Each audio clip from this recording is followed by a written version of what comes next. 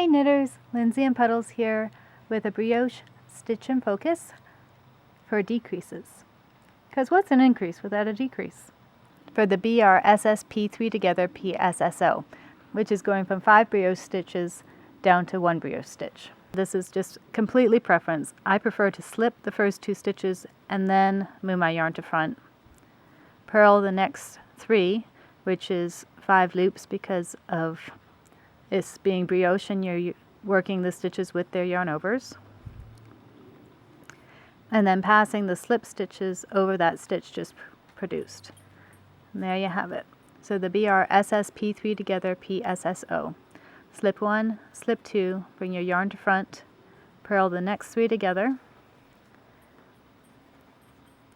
and pass your slip stitches over the stitch just produced.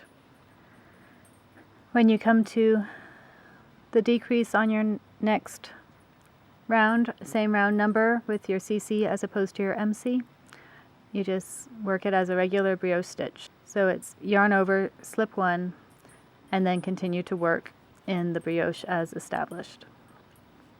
And I will show you a close-up of a finished one here.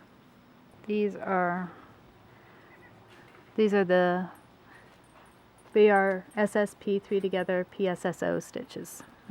Here's one, and here's another one. Show you what it looks like.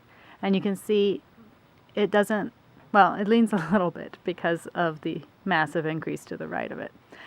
But these 2 legs are the outside brioche stitches, and they come together in the middle. So it's mostly a non-leaning decrease. Thank you for watching this tutorial. Happy knitting!